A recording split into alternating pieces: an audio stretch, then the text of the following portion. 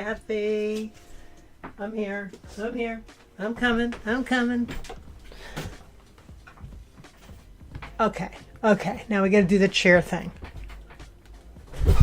There we go. Hey, welcome. Welcome, welcome, welcome. Let's see if we can hear. Let's see if my mic is working. Hi, say hi to Fluff. Fluff. I think I just gave you a name. Okay, cool.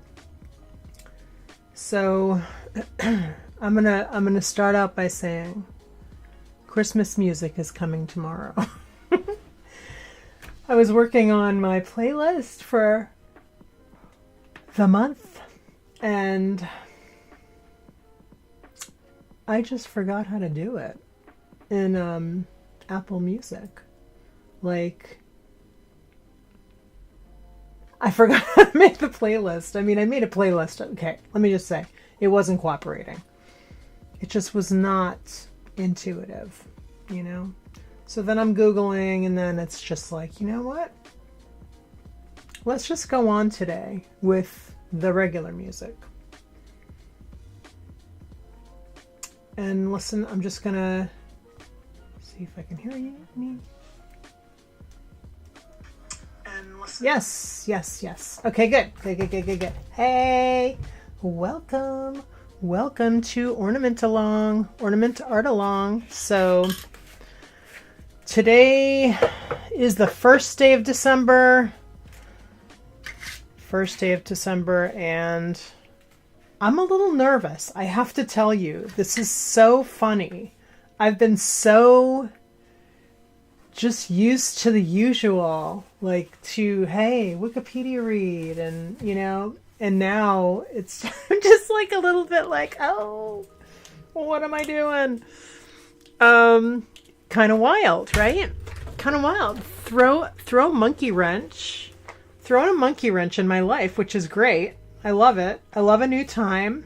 I love a new theme. I love doing something creative from the get-go because we've been doing a lot of reading. I am so ready to just do art. So I have this big pile of, you know what I'm going to do? I'm going to put these on a file so you can look at them too. Not right this second, but I'll do it before the next stream. I'll do that. So we can have reference. Because we just want to look at some book covers, right? Some old-timey book covers. And I did collect some from, these are not specifically Christmas ones, but, you know, throughout the month, I just went through and grabbed some of these book covers from, you know, 1800s, etc. And, so we can just like have a little bit of inspo for book covers. So book cover ornaments. This is what I'm talking about. These are ones that I've made. These did not sell from last year when I did some shows. These are the ones that I have left. I will show you. Oh, I'm going to show you some other ones.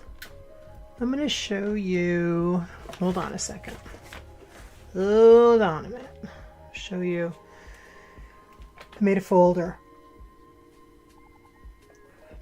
I made a ornaments folder to show you some. So on the front, I do like the title, and on the back, take like a quote or like a moment or something, you know, just like create something from the story. I never read this one, The Book Thief. I mean, I haven't read a lot of these. So what am I talking about? Which ones have I read? I don't even know. The Book Thief. I found a quote that emulates this story. So I put that on the back. How the Grinch Stole Christmas. That's not a book. Well, it is a book, but it's a cartoon, you know, animated And then a little quote on the back.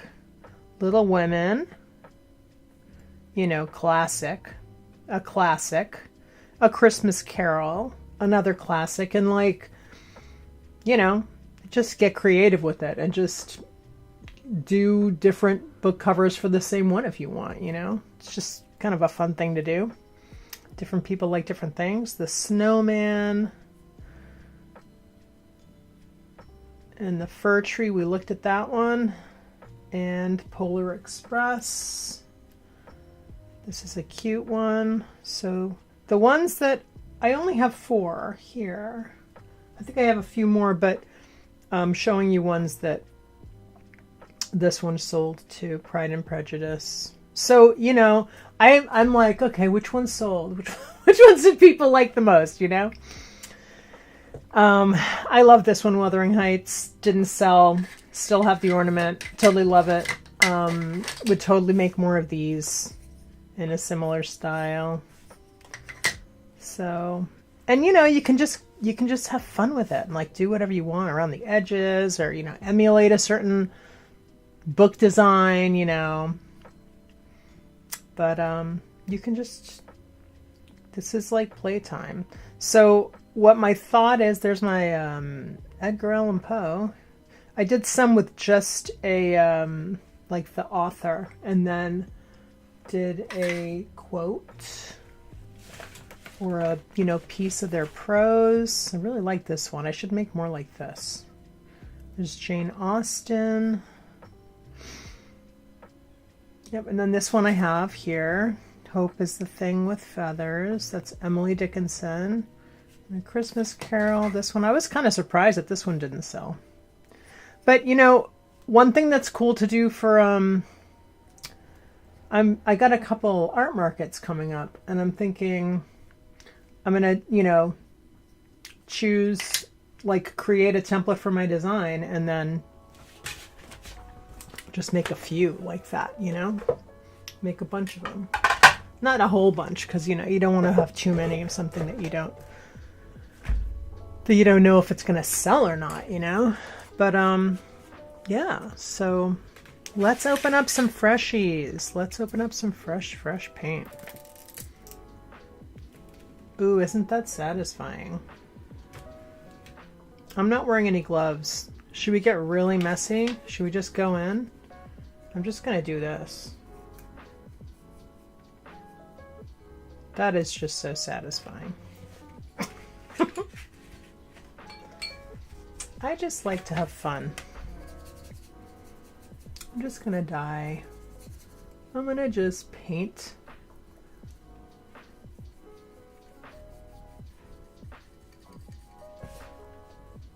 Paint the first side. And I mean, I could use a sponge to do this, or I like to really get in those fibers, so I'm not using too much water here. Do I have any water on here? I don't know. I like to just really dig in.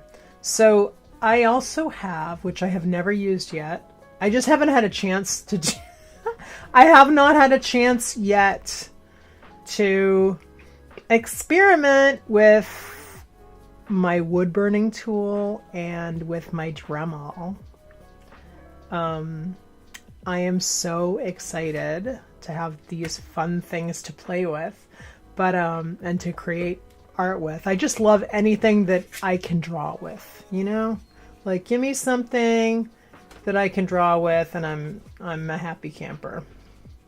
So I watered this one down, so maybe it'll be like more of like a tint. I'm just playing here.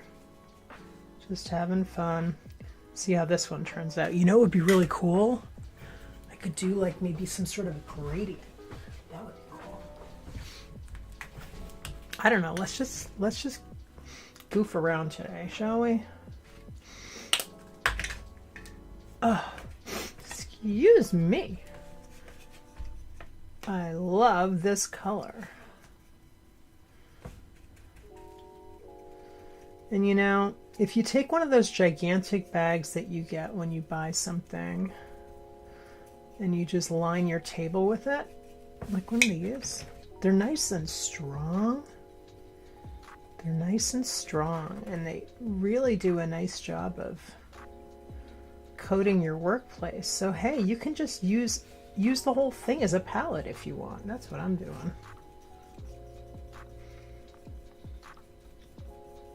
Make it easier on yourself, you know? And you see how this is not perfect? Guess what? I like that. I like that. I like that it's like different shades, you know? It's partly what makes it fun. Makes it not AI, right?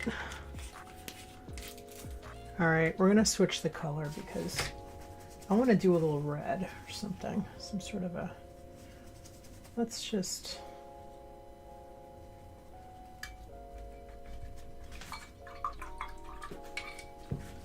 let's have some fun. Okay, let me show you this color I got. Look at this. I just bought this. And I'm really excited to use it. What I'm also excited for, I also bought a yellow one because I thought these would be great to mix. So let's try mixing the fluorescent yellow with this greeny blue, this aqua, and see what we get. Because I thought, oh, this will be a good one. If I was gonna limit myself, I was like, I'm gonna limit myself because I don't want to buy too much, you know? I got a lot of paint. I don't want to buy too many things. I want to buy what I'm going to use. And, you know, keep it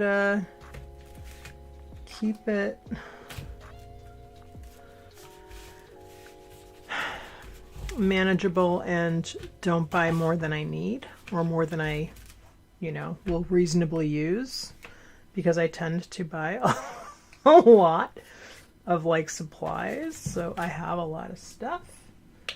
Let's see, if we mix this like fluorescent, I went with the golden brand because these fluorescents can sometimes not be super, they sometimes cannot be super pigmented. And do you see that? Do you see how it's transparent? So I'm going with golden because I know that golden is like just really good paint and really nice and pigmented. So if they're gonna make a fluorescent, it's gonna be like, it's gonna be as good as it can get, you know? Like some different types of paint, I feel like, yeah, let's mix up the price points. Let's like get more for our money sometimes if you can, you know? Like some paints are really good and inexpensive.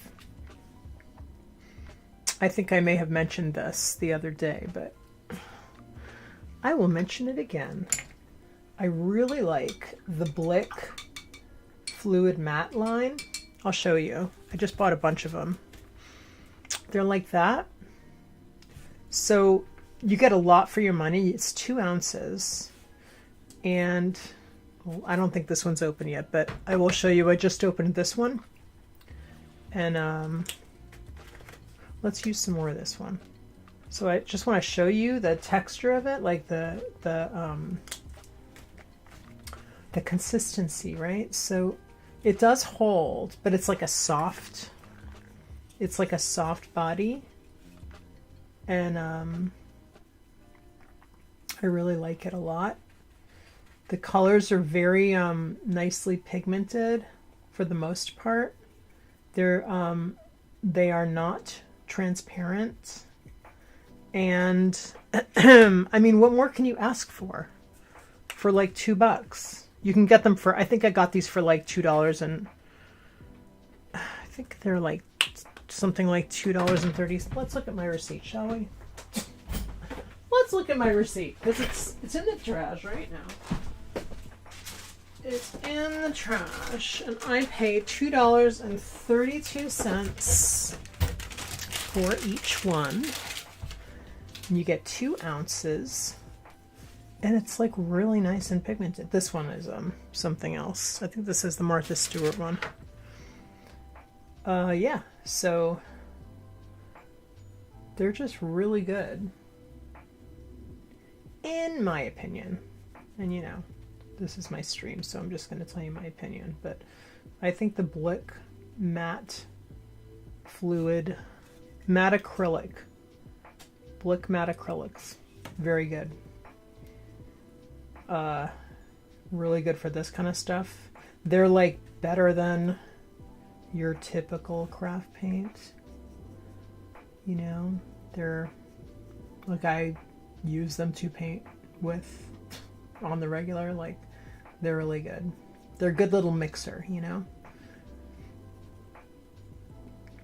I like things that mix up well with the more expensive things, so you can have a good, you know, have a good variety, not feel like, you know, everything is just so expensive, but you can enjoy your more expensive things too, along with, like golden paints, which I love.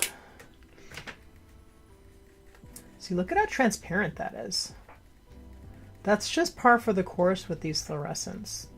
And honestly, like, I've tried some other fluorescents that I've tried, like the much less expensive ones. I mean, sometimes they're so transparent that you can't even, like, like, you're like, seriously? Like, you use them. I might have some handy. Where are they? I got some from, I got some a while back from Michaels, from that Michaels brand. I forget what it's called, but man, are they transparent. And you know, I still want to use up whatever supplies I have, so I want to continue to just use them until they're gone, but they're not real transparent. I mean, not real opaque, if you catch my drift. And this is just going to be a very painterly looking one, right? Look at that. What am I doing here?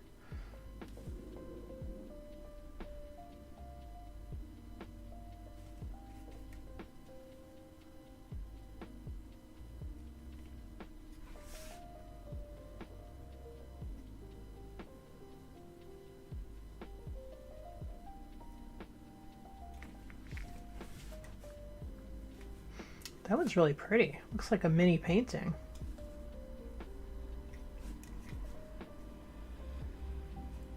I'm still gonna make them into a book cover though. Still gonna make it into a book cover.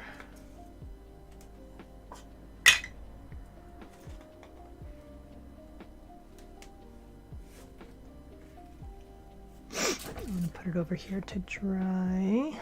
Let's see, how can I stand this up so it's not gonna get messed up. I'm gonna just sort of lean it delicately. Okay. All right. What do we got?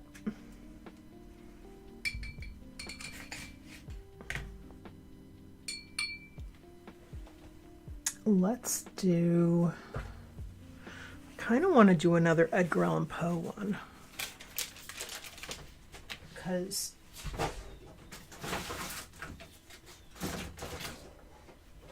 that's a good one.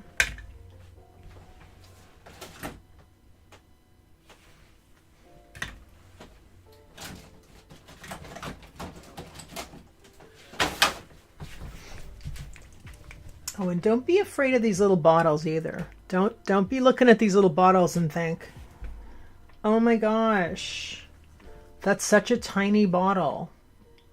It is a tiny bottle. It's a tiny bottle, but this paint is so, I'm going to put some on top of here, is so pigmented. Look at this. It's really great. Actually, this the undercoat of fluorescent yellowish green is just not doing this color justice. It's one of my favorite colors. So good. I'll show it to you. I'm gonna stain this. This paint does not have any white in the base, and I'm gonna stain this one for you and show you what it's like in a minute.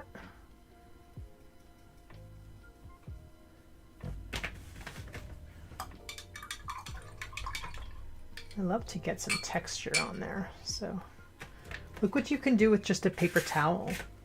You just go like this. Isn't that cool? You can just do some fun stuff with your paper towel. Make it look old, like an old book, like that. Isn't that cool? And then I'm going to even paint with my paper towel a little bit. I'm just going to do this. Do a little extra.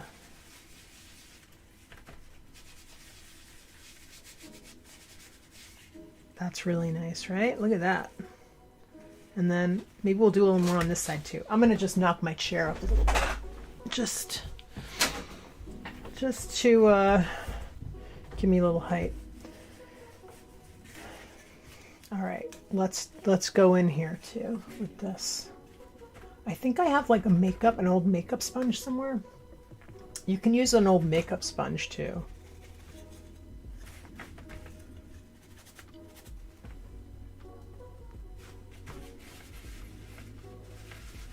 If you want, you can really use whatever you can grab to just make different textures and, you know.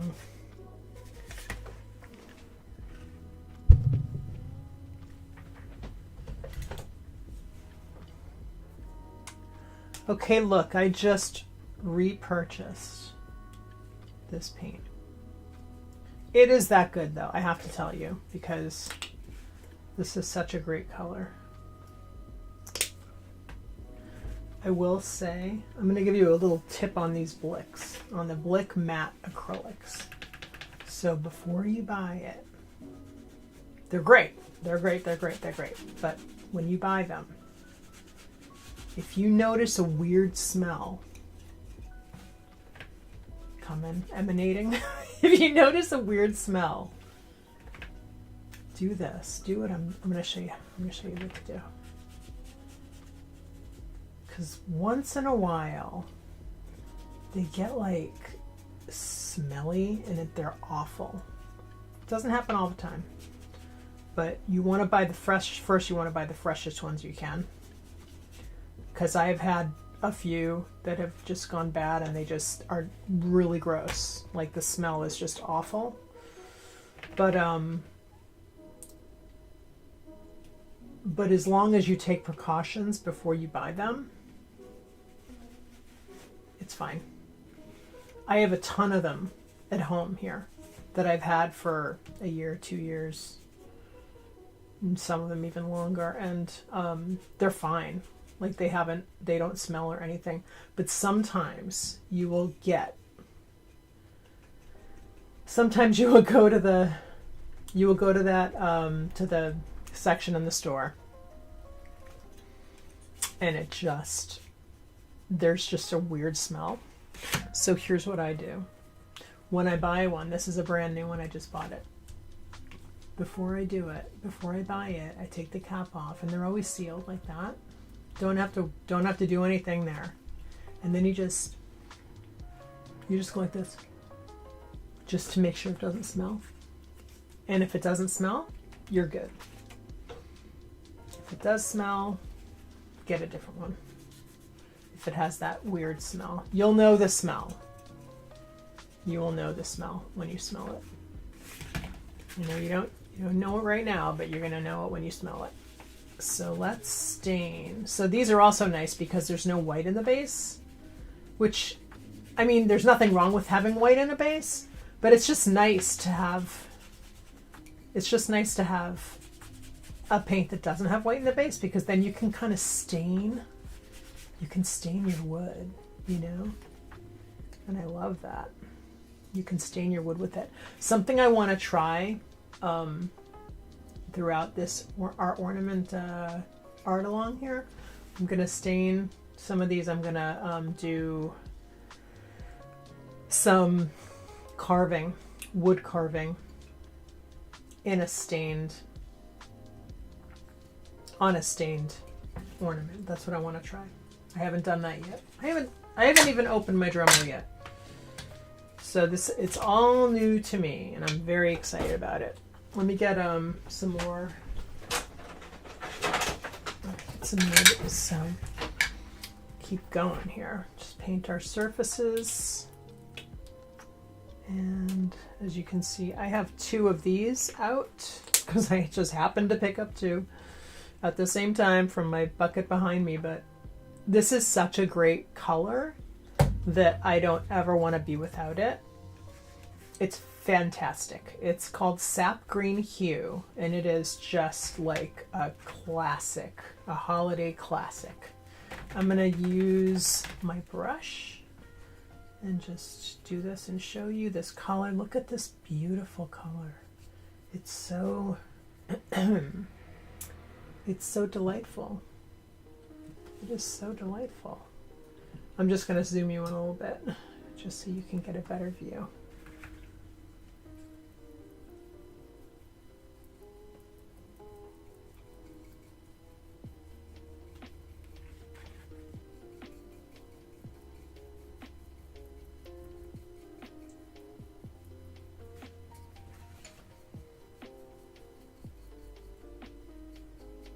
Isn't it pretty? Such a nice color.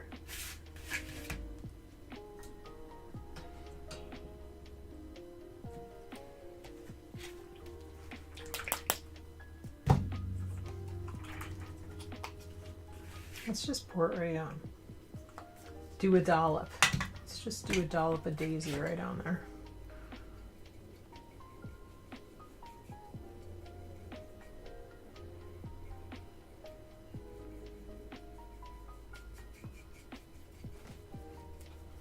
So you can take it up, you can take it down, you could sand it a little bit if you wanted to get some gradation. You can water it down in spots. You can try to draw. I'm gonna actually, maybe I'll try this just for kicks. Let's try. Let's see what we got here. What if I tried to draw a design with my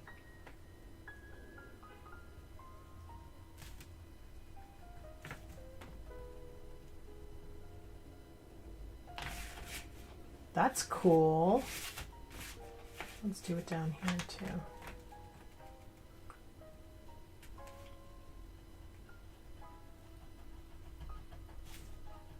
I'm pressing rather hard to get that impression. Do you want to try this?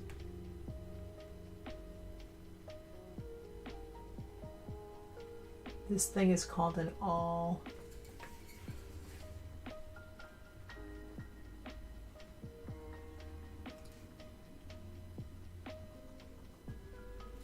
Ooh, I like that.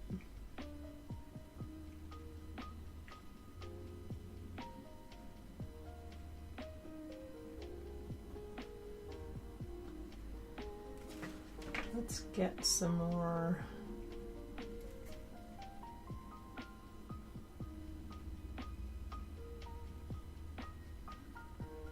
Fine lines. That's pretty cool, huh? I like that.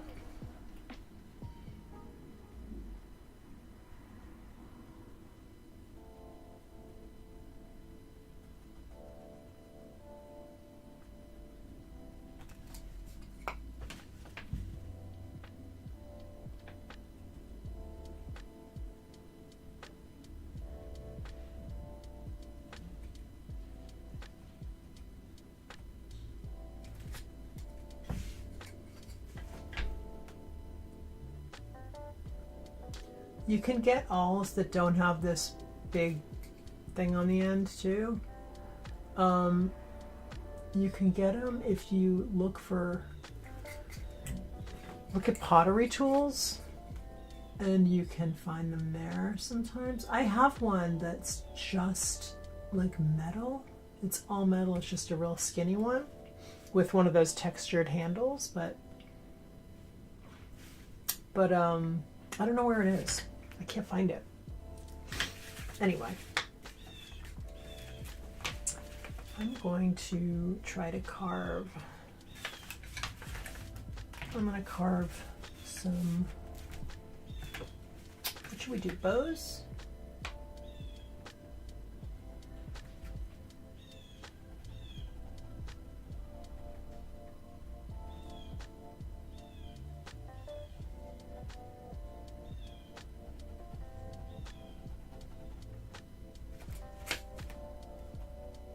If you're wondering, like, the type of wood I'm using here, this is a maple, and there's a link in the description for like this and for a bunch of other stuff that I'm going to be using.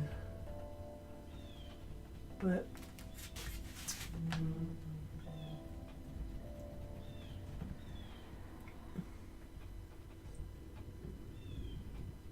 I do find that when you start doing like wood, when you start working with wood, oh, it smells so good too.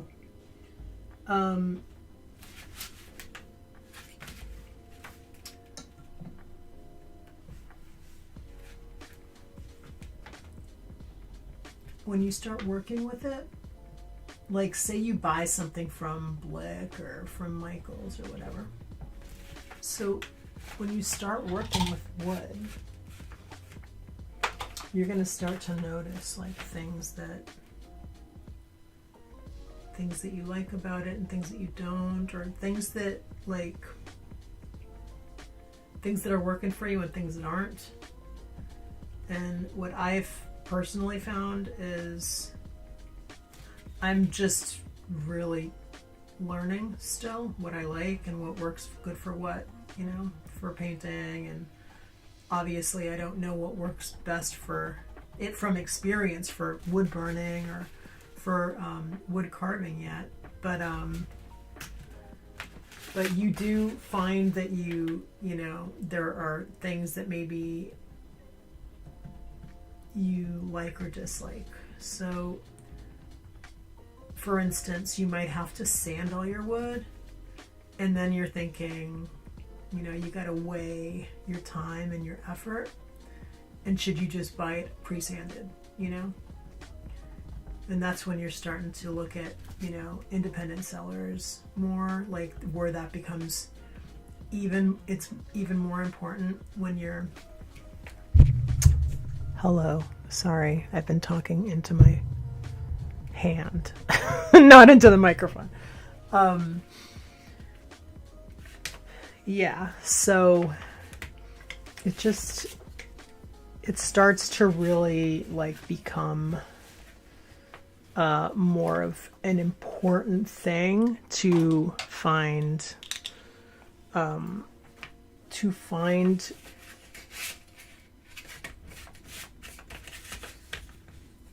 resources, sellers that are able to that offer like what you need and help in a way that is gonna cut down on, you know, the part of your work that you don't want to have to spend time on, for instance, like sanding. So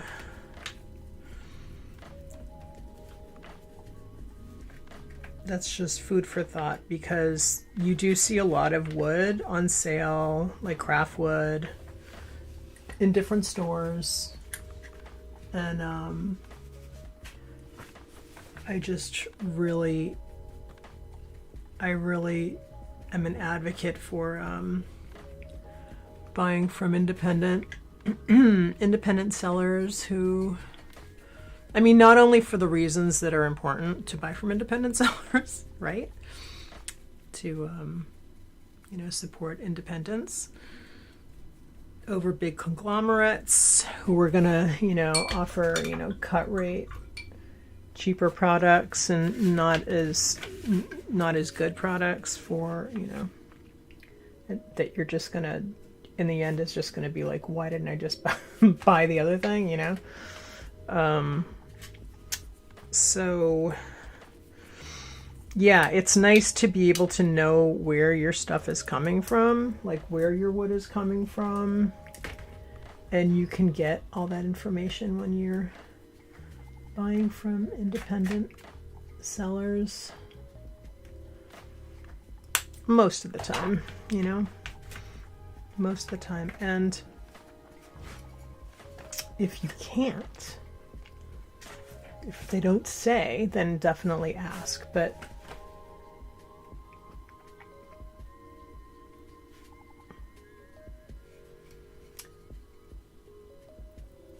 I love being able to know exactly where my wood is coming from, you know, and that somebody's cutting it for me. And just if you have problems with your order, but it's just so much nicer. It's wood that's just so much nicer to work with, you know, like ever since I started using wood and really getting into, you know, making these ornaments, it's like really a pleasure to buy my wood from independent people, because they know, you know, what you are going to be needing for this type of stuff. So, you know, you can get it, oh, that looks crappy, let's fix that. You can get it sanded. Sometimes they offer, you know, that option. Oops, my brush is washing stuff off now.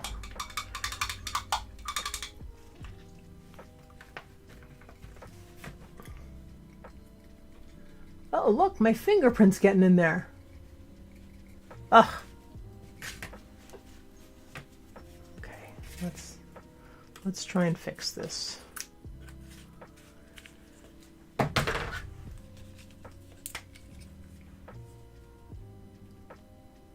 Oops.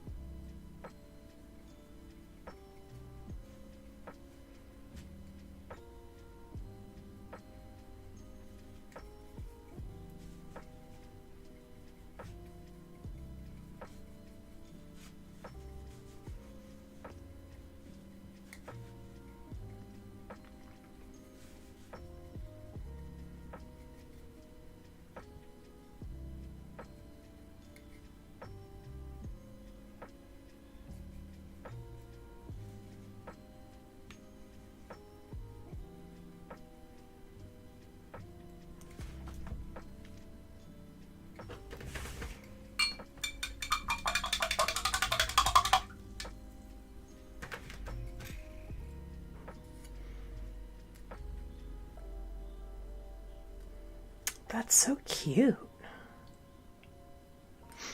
I love that. What do I want to do with this? What am I going to do? Why don't I let this side dry? And I'm going to take this one. And I think we maybe should go in with some paint pen. That would be kind of a fun thing to do. Let's see. Should we crack a paint pen? Let's crack a paint pen. Let's crack it. Oh, there it is. Okay. See, another reason why this is so good to work on. This surface is so nice.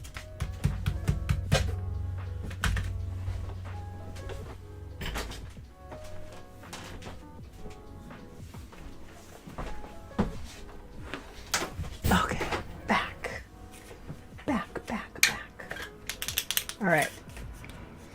I don't know. How do we feel about this bright green? How do we feel about this green? Is it too much? Is it too much? I'm going to go in with this. I'm going to do a little finger painting. I have this one. I have a nice fresh blue-green light. I'm gonna give this a shot. Should we give it a shot? I think we should. Do I have a sponge? Kind of want to go in with the makeup sponge on this. I know I have one somewhere.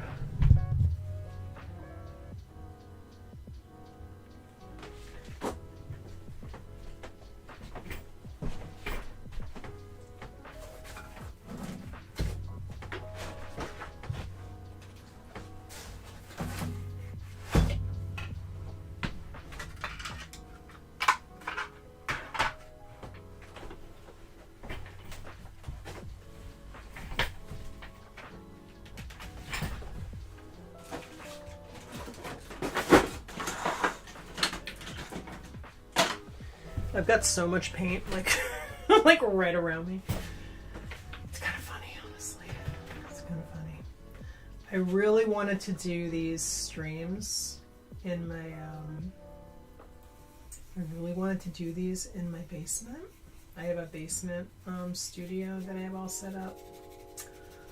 But I don't think that's gonna be possible because I can't have, you know, my music and my second camera down there, so kind of a bummer. Do that.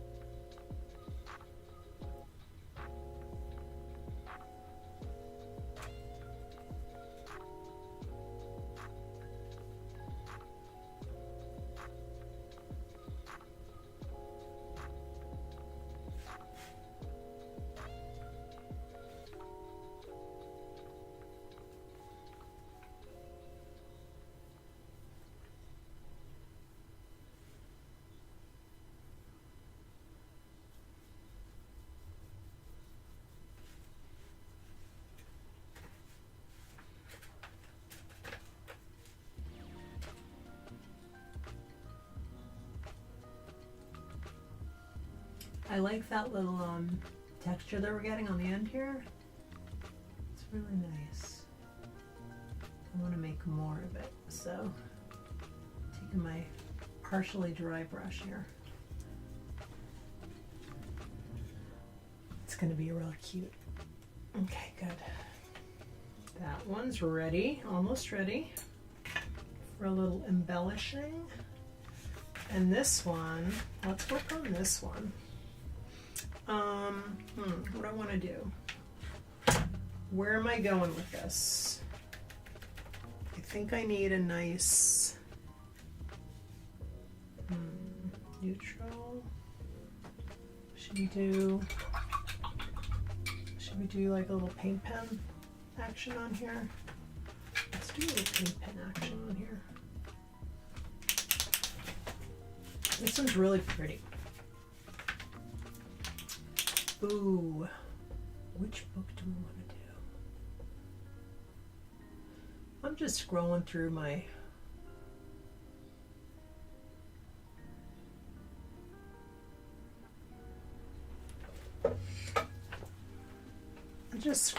some book ideas here. So let's see.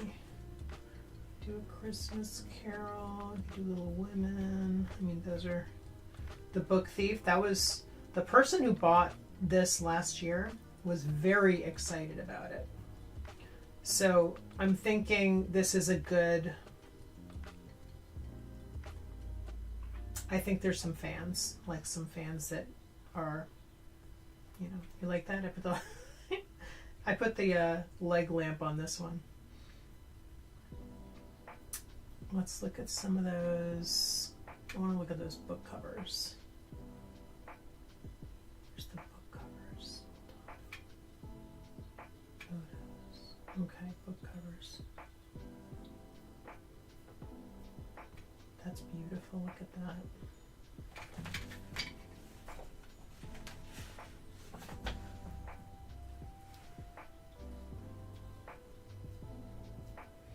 I think I can do better with the book cover references, because some of these aren't great. I mean, they're nice. They're great, but they're just not, you know, they're not super Christmassy. You kind of have to do your best to,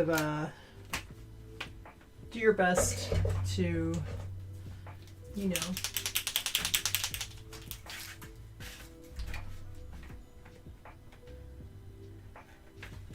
do your best to come up with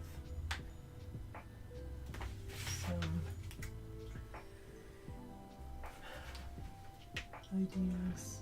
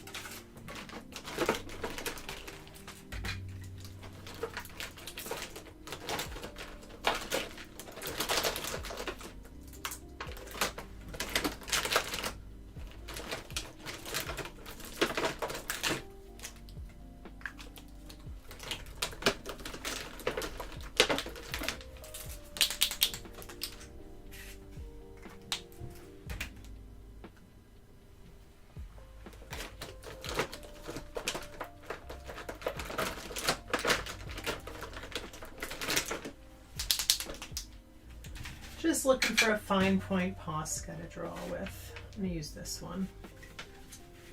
I'm going to do a Christmas Carol.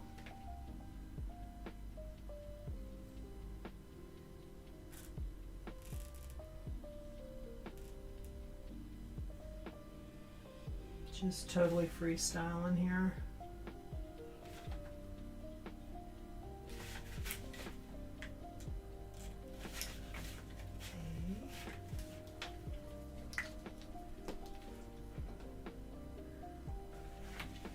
I'm going to see if I can get something to prop so you can see see this better, maybe? Like that? Maybe that? Maybe a little better? I'm not sure. This is a portion of a phone case that broke. I kept it because I thought, that's going to come in handy for something. I know it is.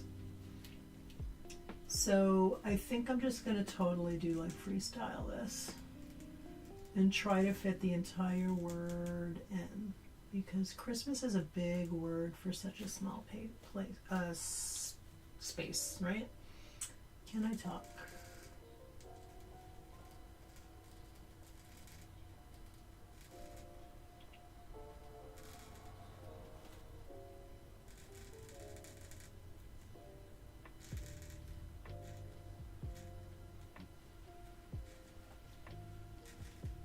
Okay, we made it.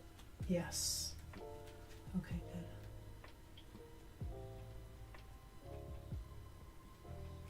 good. Christmas.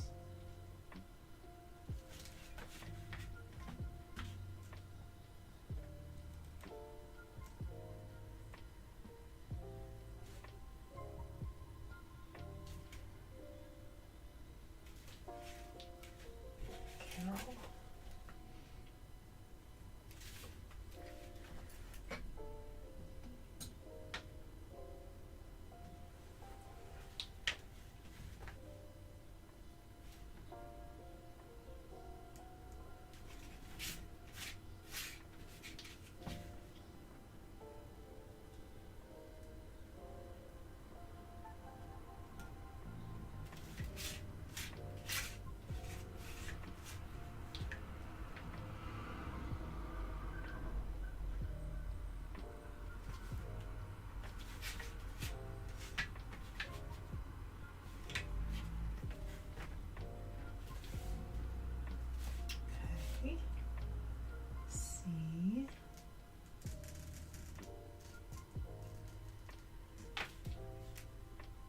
I'm going to space this word out.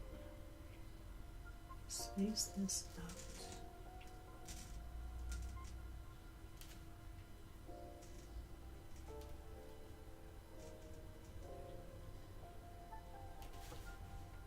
There's a method to my madness, I promise.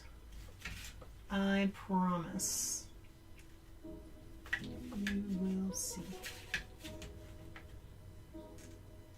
My C is a little low, but that's okay. Hopefully you won't even notice by the time I'm done.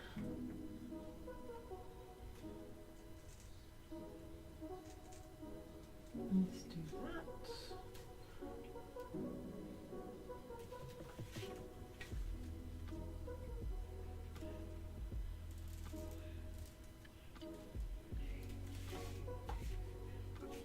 Hey, Megan. Megan made it.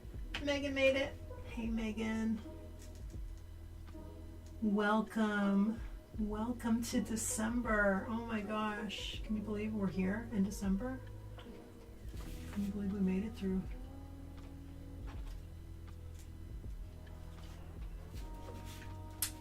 Made it through. Made it through.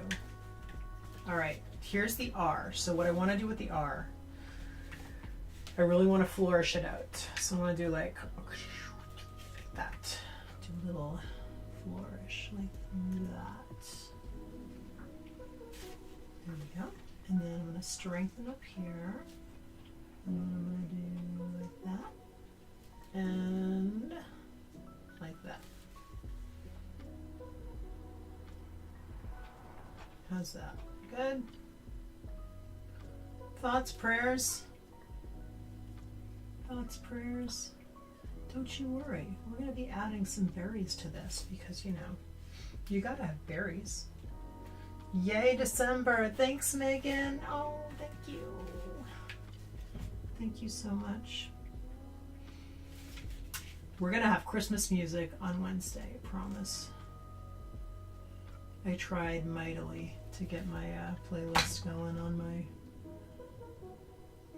playlist going, and I just couldn't get it done. Oh, thank you. Thank you so much. I love it too. I love to letter. I love to letter. I usually love my lettering, Sometimes I don't, and that's okay too. I have to tell you, can I just say how wild it is? So, if your chair is like too high for your table, it can really mess up your lettering. Anyway, that's what I learned today. I was like, what's wrong with me? I was up early, filling my orders in my shop, and I always do a hand-lettered note. I always do. A special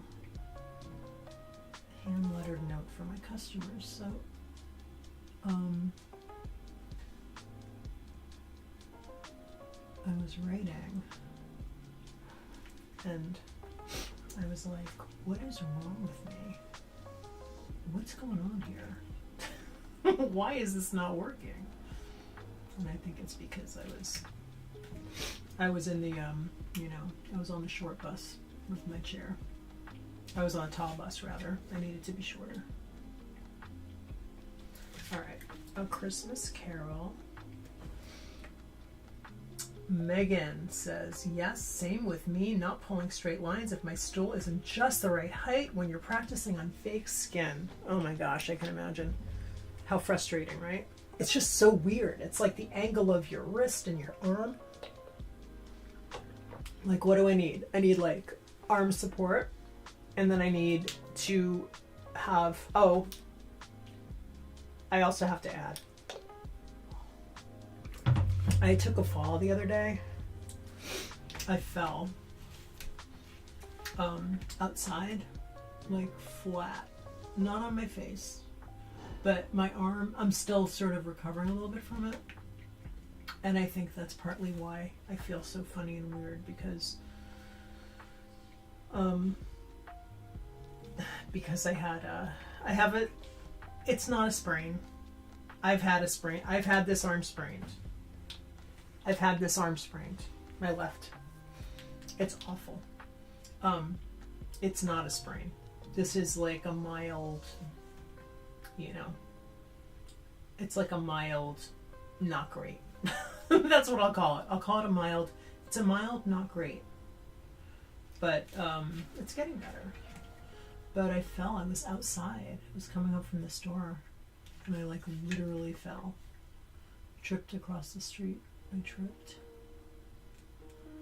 And I'm very grateful, because a few years ago, true confessions, not even.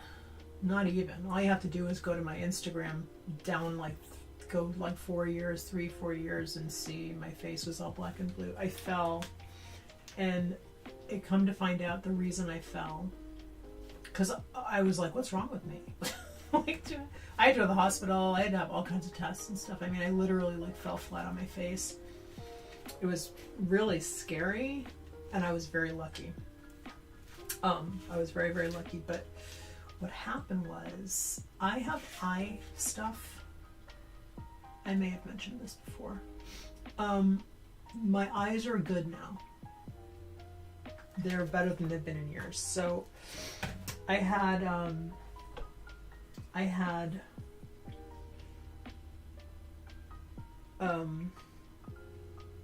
my gosh, torn retinas. Okay, I had torn retinas.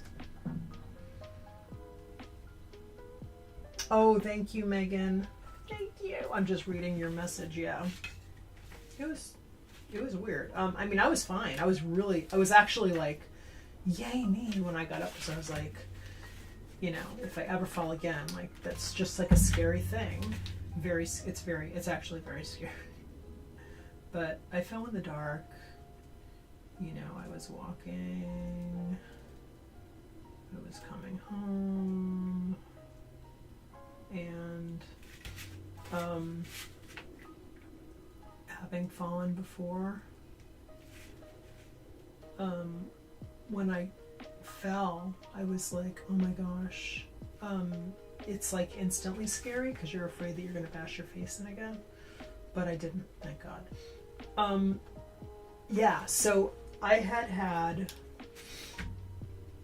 I had two torn retinas, one in each eye, that each required laser surgery. And well, obviously, I mean, you have to have laser surgery to fix those. They don't just get better; they only get worse. And then if you don't do anything at all, then you're gonna lose your vision. But I had, you know, it was scary. The first one I had was the first torn retina I had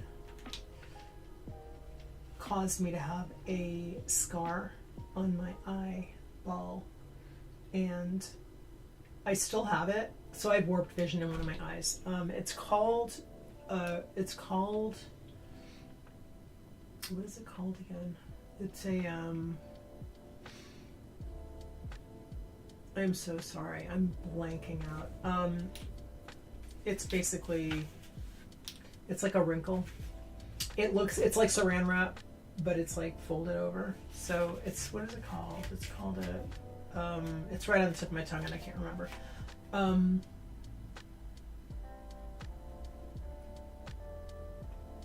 It's called I can't remember. Sorry guys. Sorry Megan, I can't remember right now. Anyway, so I had this phenomenon, which is like a wrinkle. It's like a wrinkle. It's like a scar. It's basically scar tissue. I know, I gotta protect my eyeballs. You too, protect your eyeballs, please. At all costs. Yeah, so I'm having trouble getting the words out right now. I think I can't, I think I'm having trouble drawing and talking about it at the same time. Basically, my brain, okay, so I had two torn retinas and I had surgery on them, both. And it takes a while for these things to get better, okay? What I mean is I lost some depth perception when I had these torn retinas. And I think the one on this eye, I think I'm fine. It's fine. It was fine. It's fine. I'm good. This eye I still have a slight warp, but it is so much better than it used to be. And it's like, oh God, what would I say, 70? I mean, it took years for it to the scar to mellow down. It's like 70 to 80% better. I would estimate. I'm gonna estimate that just by doing that little look right there, that little test. It's so much better than it used to be, and it bothered me for so long. It was really frustrating. I was struggling a lot, mentally, with not being able to do what I used to do artistically, like art-wise and stuff, and I'm so much better now than I was. Sorry, I'm fixing that. Yeah, it was really bad for a while. Anyway, my whole point with all this is, yes, I was traumatized. Oh my God. And it's like, I had this delayed reaction. So what happened was I think it was the 2022 maybe. I think it was in January or something. It was right around the holidays. I remember because it was really cold. I was going out for a walk. I walked almost every day back then. I was walking almost every day. And I was getting I had a good pace going.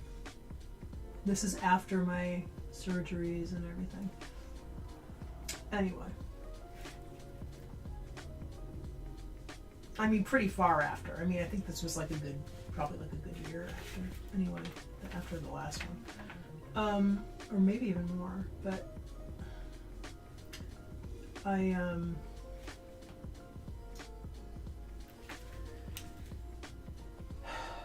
went out for a walk. I was listening to my music. I was grooving along and walking fast at a really good clip down the street. And I tripped. I didn't realize that my depth, that was when I realized, it actually took me time after to realize, because I was like, why did I fall? You know, like psychologically after the fact, like months after the fact, I'm like, why did that happen? Like, what's wrong with me? You know, was it like some strange neurological thing? Like, what happened? Because I was just like, you know, curious. I was just like, why did this happen to me? Why did this happen? And what I figured out, sorry, my nose was dripping and I just had to wipe it off camera. What I figured out after like doing all this like soul searching kind of stuff, my depth perception, I didn't even realize it at the time, but was changed like dramatically. And I just didn't put two and two together, and I just didn't put it together, and that is why I fell.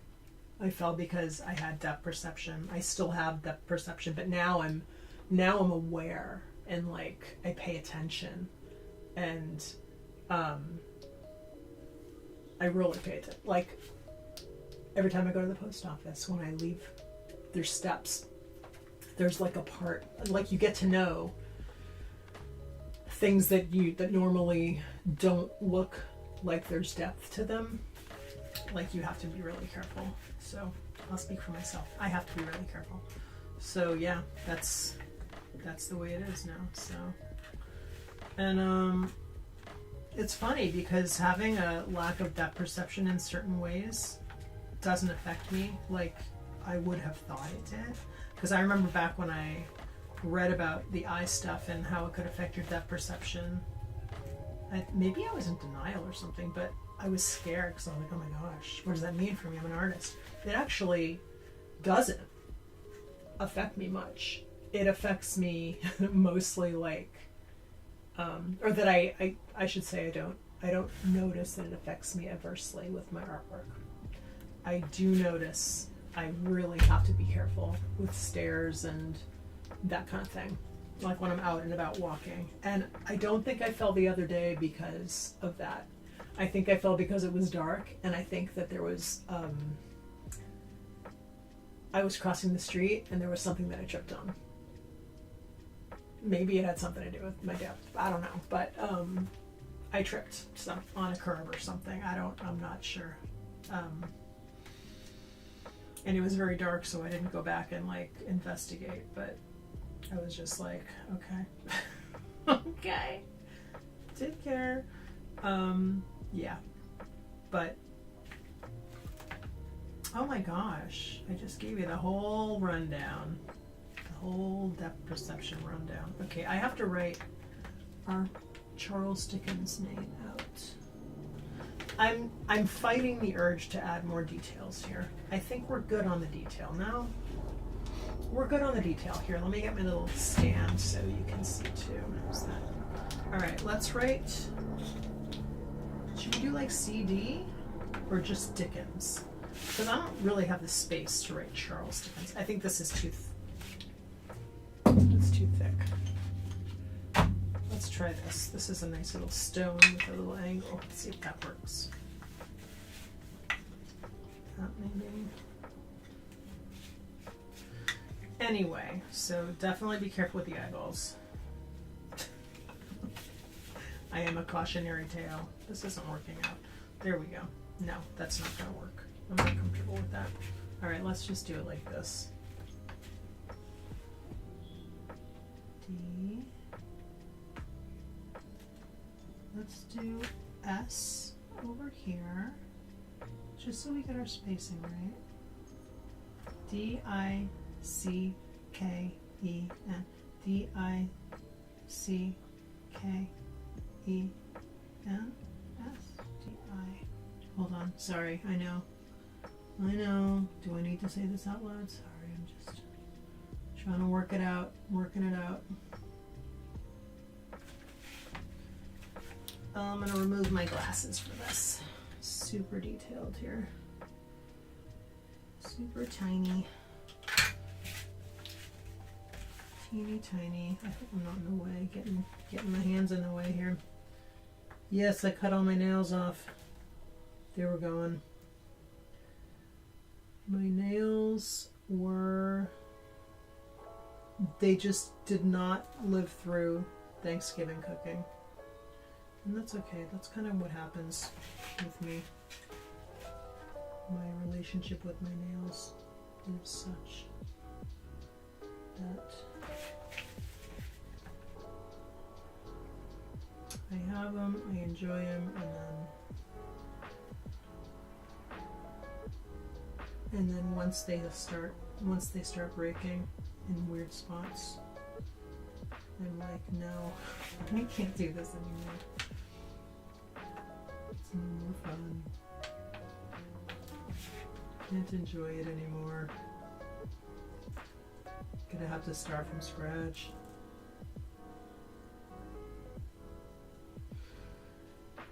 So yeah, that's okay, right? There we go. That's perfect. Dickens, I love it. Yes, yes. Let's do another little flourish down here. All right. Now, here's where we are. Megan says, I feel you. I had to trim mine back too. Needed new healthy growth. I know. You did. I hope it wasn't too painful for you.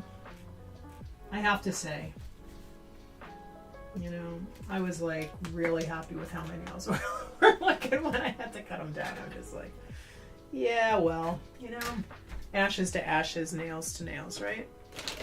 It's like, they're just not gonna, ooh, let's start this baby there. They always, and I kept them for like a week. I filed them and I made it so that it was gonna last. They were doing good. I was able to manage to keep them alive. I kept them alive. I don't know. I tried to mend them here and here because this is like where little breakies start happening, and then just, you know, you're always on borrowed time once that starts happening. It's just like, okay, keep dreaming, you know. It's like, yeah, maybe they'll last for another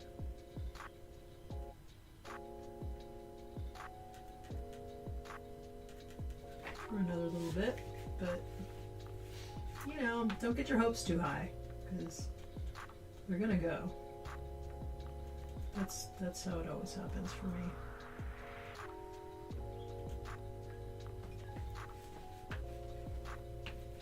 I really do enjoy having cute nails though. You know, when possible.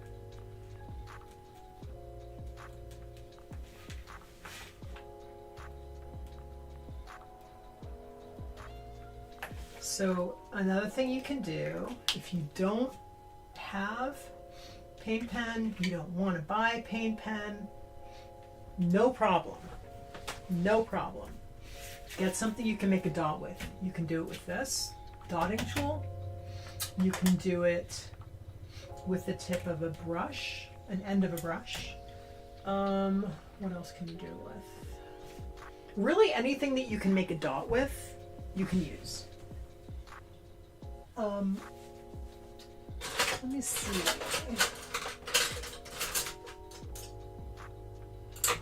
You can use a little tiny, teeny little brush like that. You know, so there's options. There are options. Oh, speaking of dots, I will just quickly talk about this stuff, which I have. They market this stuff like you can do dot art with it, which is fine. You can. Let me show you how it works. I'm not using this today, by the way. I think this is dry. because number one problem with this is the tip dries. And then you have to use something to poke a hole in it. My awl was a little on the thick side for this, but I have this. I usually use the Ecoline cup lid for this. I'm not going to use this one because it's black ink and that's a mess. But oh, why did I do that? Oh no. Oh no. Uh-oh. Why did I do that? Oh. Good thing I'm wearing black. Oh. Oh my gosh. Ooh. It is just pouring out of here. Hold on. Okay. I'm closing that lid. Closing the lid on that. Oh my god. That was a mess. Anyway. This makes dots. But the dots are big. They're not little dots. They're large dots, plus the formula itself is gluey.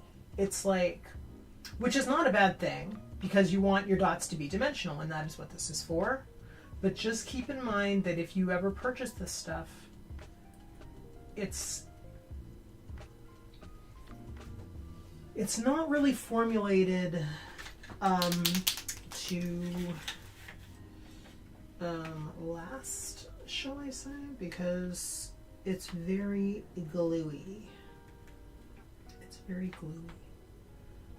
I'm just continuing on with the red Posca, but I will tell you that throughout our sessions together this December, I will totally be using the dotting tool, and I will show you how fun they are. And they're just a really neat little option for your, you want to make little berries, or you want to do, you know, whatever you want to do. Whatever things you want to, whatever little dots you need in your art, you can just use a little dotting tool. It's super fun in your paint, and it's easy, and you're going to just, they're very addictive. Very addictive. So let's see where we are here. This is looking cute. What do I want to do? I'm very tempted to fill in my loops with red. Do I want to do that or do I not? I kind of do. What's wrong with me? I'm just making things harder for myself. Okay, I'm doing it.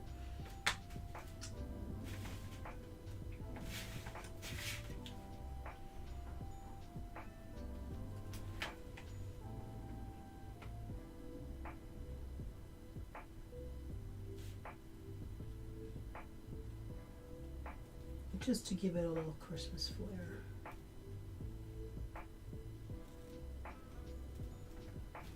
Give it that Christmas flavor.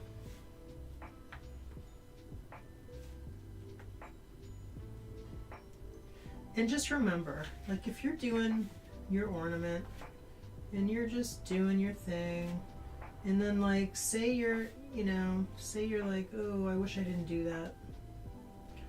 Just finish the ornament and make another one, because somebody in the world might really love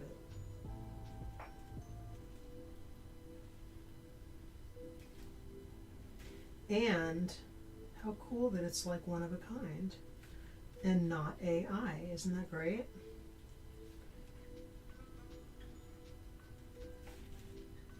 We're anti-AI over here on my channel. we're anti-AI for any creative use over here. I'm not saying I don't recognize that AI has its uses, but I don't think it belongs in creative work at all.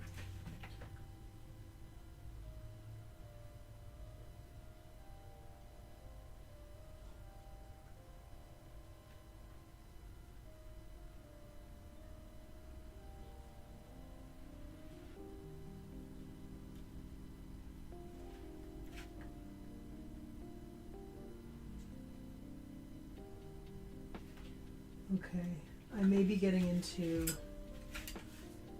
too much on this one. Oh, I want to share some fun news too. So last night, I very finally, after much not doing this, after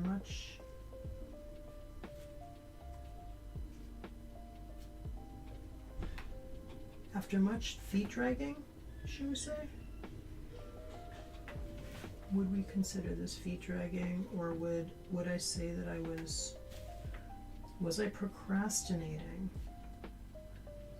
I don't know, but I did it. I was kind of procrastinating, but not for lack of wanting to get it done. I just didn't want to do like the stuff. Like sometimes you get to like 85% of something and you're like, I don't want to finish this. I don't want to do what I need to do to finish this, even though I know I need to do it. And that's what happened. Hey, my mic is all the way over there. Could you still hear me? Okay. Why don't I tell you what I'm talking about? I will. Let me tell you what I'm talking about. I finally put in my order for books, for roses, and for Night Garden Fairy Cats, and I'm so excited because it's in now, and I'm gonna have some nice books for, hopefully, for my show, my art market on the 13th and 14th. And I'm super excited to have those. So in the past, and I still have been using Amazon KDP for coloring books, but I have desires to make books that are much more user-friendly and like have more, that are just like better for the creative person, you know? Books that you can really sink your teeth into, you know what I mean? Like books that you can throw different materials at. That's what I'm after. And that's what I want to provide. And that is what these books are gonna be. Yeah.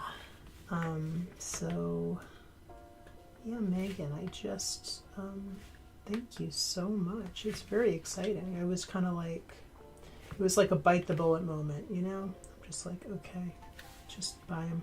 Just do it. Just do it. I'm always like, is anybody gonna buy these? Honestly, I'm so serious. I am so serious. I'm always like, I have to be careful because, you know, you wanna buy more of something because it's less expensive. But guess what? Guess what? Guess who doesn't want to be left with a bunch of books that are not selling? Me. Me. Yeah, I'm really excited though. It's Night Garden Fairy Cats mixed media coloring and creativity book, and Roses, both of which I drew all of the art on lives, and I think that's where we met. I think that's where you first came into my lives. It's Night Garden Fairy Cats. If I'm not mistaken. Yeah, so I'm super excited because I am just super excited about those. It's so funny, you know, when you finally do something that you wanted to be doing, and now I'm just like, okay, I hope they're everything I hope they're gonna be. I want them to be. And I have a lot of faith in the company I'm using. I've never used them before. They're called Mixam, M-I-X-A-M, and they offer more options. So they're going to be coil, like plastic coil, all the way around, so you can just lay flat. The paper is going to be 100-pound text. the covers are going to be 120-pound weight cover. I chose the thickest option I could for the books because that is really important to me. And I took all the measures with the printing. So I'm printing at 100% black. I couldn't do, there's some tricky stuff with the,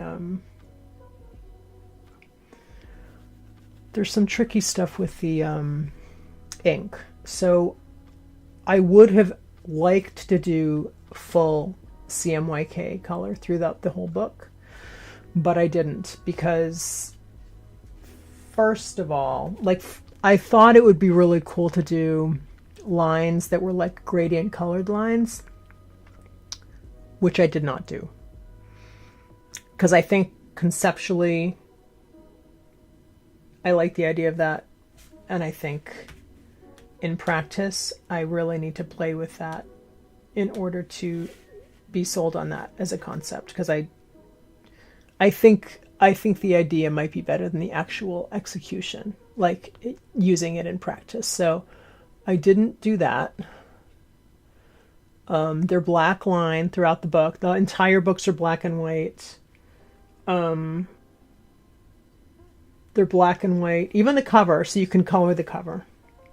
But I think I'm going to show, I have some pieces of Mylar, like clear. So I'm going to do some, I'm going to see, like, try different things on the Mylar, just for the promotional pictures. Sorry. Well, for those, I'm going to actually use one of the books as a sample book and then color in it. But when I have my books at a market, like a live market, I'm going to have, maybe I'll bring the sample book and then I'll also show what different things you can do on the paper, because they're nicer than your typical coloring book paper. But I never got a sample from Mixam before buying my books, because the sample alone is actually quite expensive. And I'm just gonna buy my books and we're gonna see how that goes, because this is honestly, this company is the only one that I know of that offers as many options. Are we drying it? The options that they offer. Like, they offer the most options that I am aware of. That I am aware that any similar, company offers. So, am I making sense? I hope I'm making sense. Yeah. Let's do a wreath. Let's do a wreath here. Or some boughs or something. And then we'll write a nice quote from the book.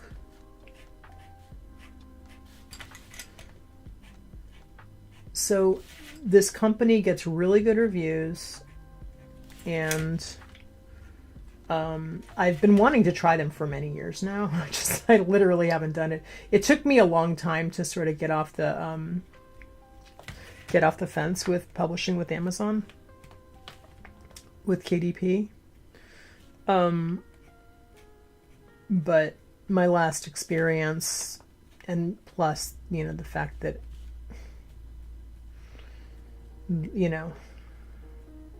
I'm not going to get into it, but, I have feelings. But they're complicated, Anyway, I decided to stop using them for my new books because I want to offer more. And things I can't do with KDP. So, how can I tie in? Okay, we need to use some yellow. So, what would you use to color with, ideally? In the books,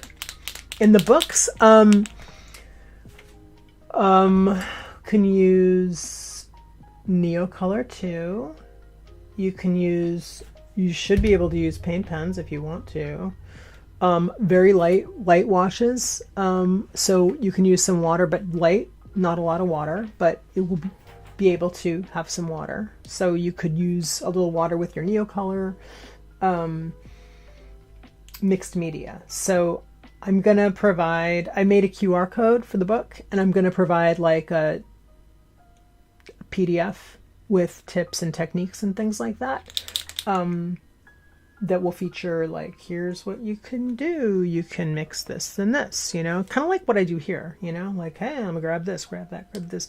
There's a lot of black line, so you can embellish the black line with a light or a metallic paint pen or any kind of jelly roll. You'll be able to use light if you wanted to use like very light, not watered down. You would be able to do that, like a little bit of acrylic paint if you wanted to. What else? Well, this is acrylic paint too, so paint pen, color pencil, obviously. Pastels, like oil pastel, you can use that. And they're one-sided pages, so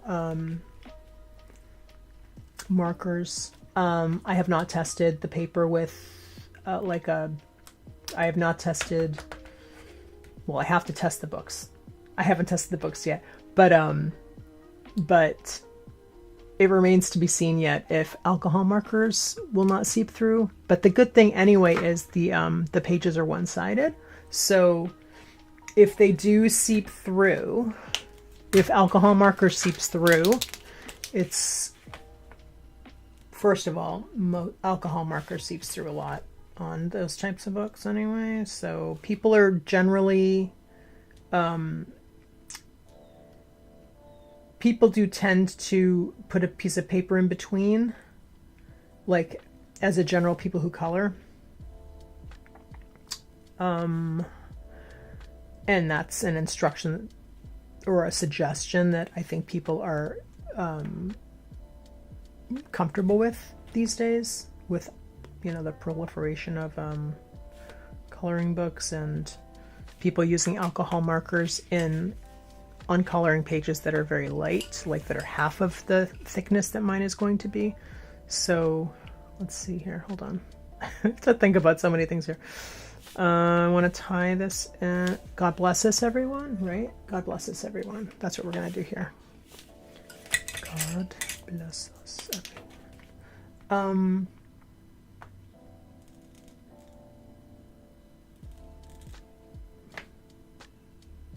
Yeah, so those would be good choices. And I know there's a bunch of stuff I'm not thinking of right now because my mind's in a bunch of different places. I need to finish this ornament today. God bless us, everyone.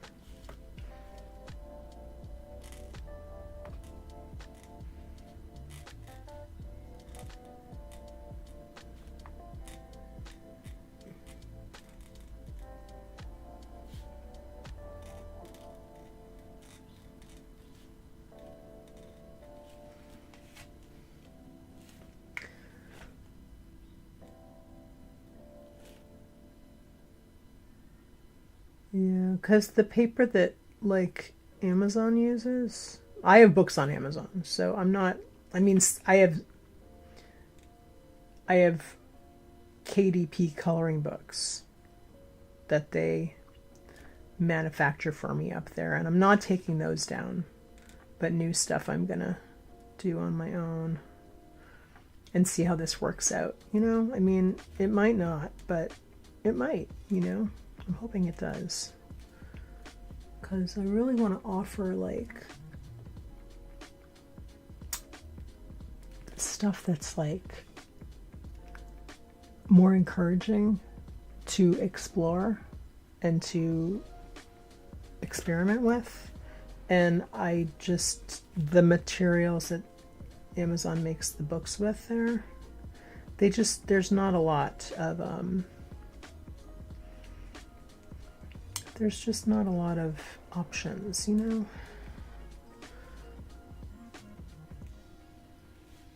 Like, I want to encourage people to like try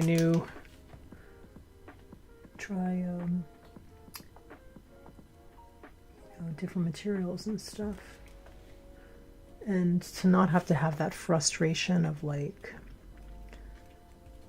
you know, different materials not working out because of the paper, you know. Like, that's not fun. It's just a drag. It's like the difference between having really nice certain type of art supply and a really crappy one. You know what I mean? It's just like, we don't need that. That's not why, you know, it's not what we want to do. We don't want to encourage creativity and then like not offer something that's really fun to use and like easy to use, and something that, you know, makes your artwork look better and gives you more, you know, options and for experimentation, and, you know, I just don't like that.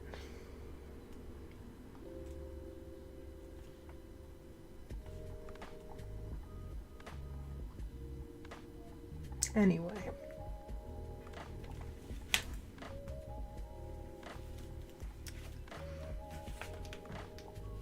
All right, how are we tying this in? How are we tying in the front and the back? Do we want to do these treatment? Let's do something on the edges similar to what I have on the front. Maybe smaller. I really need to get myself a nice tight off-white or white Posca with a nice tip on it.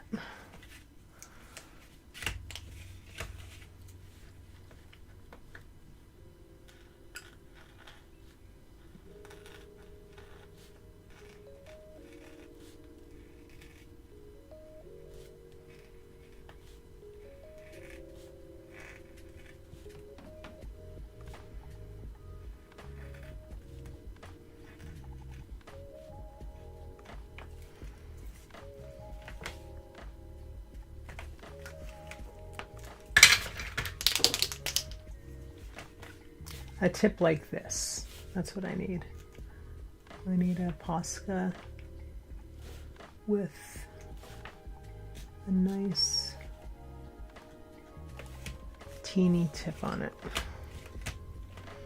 And I think I'm all out right now. You know, of white and off-white with a nice sharp tip.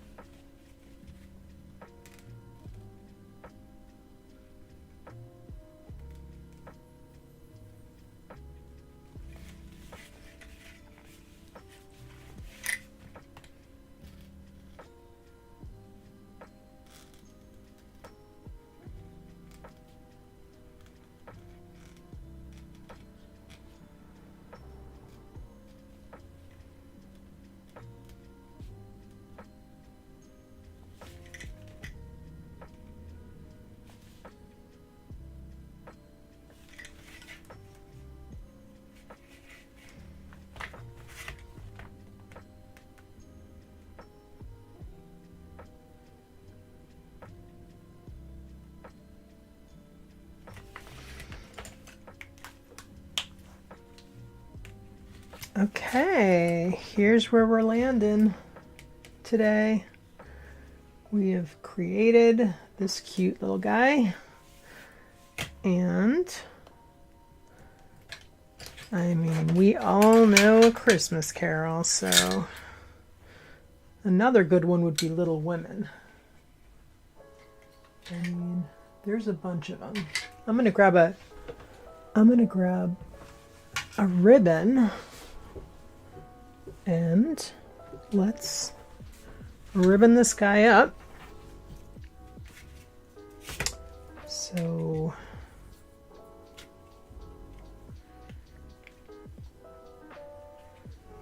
if you want to hide this little thing, we can do like, take your length of ribbon. I'm going to zoom you out a little bit. Okay, so we have our length of ribbon here. Don't mind my hands, they're dirty. And then we're going to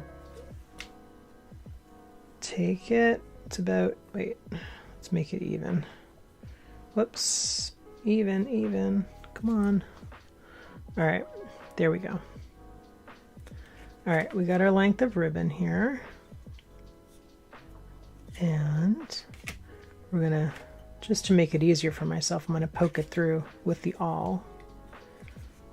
Like this, like that.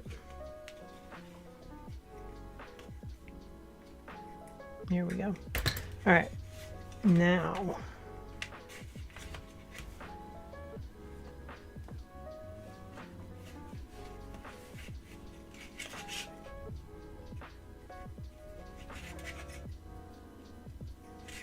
oops. Don't get away from me there. And then we're going to do this. Yeah. There we go. Oh, look. Ta-da. Does a pretty good job of hiding it. And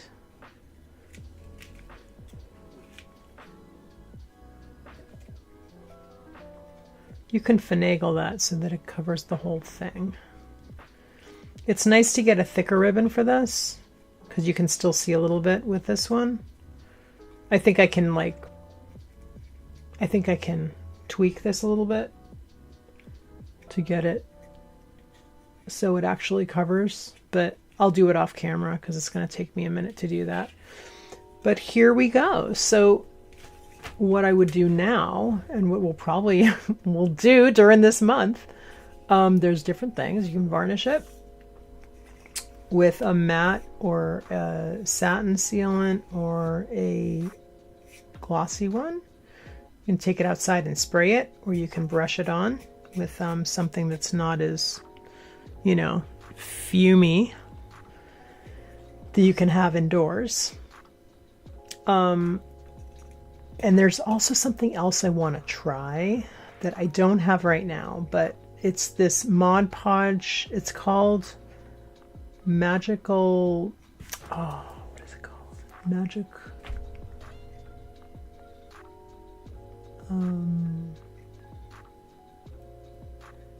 Dimensional Magic, I think it's called. I want to get some. And it comes in a little squeezy bottle like this, with a little topper like this, like a little, something like that. And it's just a milky looking stuff that is supposed to dry clear if you get the gloss. It comes in different varieties. There's a glittery one and this and that. I just want to get the gloss one. And I thought it would be really cool to do accents that are dimensional. How cool would that be? I think that would be awesome. So I want to try that too. There's so many things to try, and not a lot of time to do it in, so let's do the best we can this month. But here's what we got for today, and I hope that you enjoyed this creation of this cute little book ornament.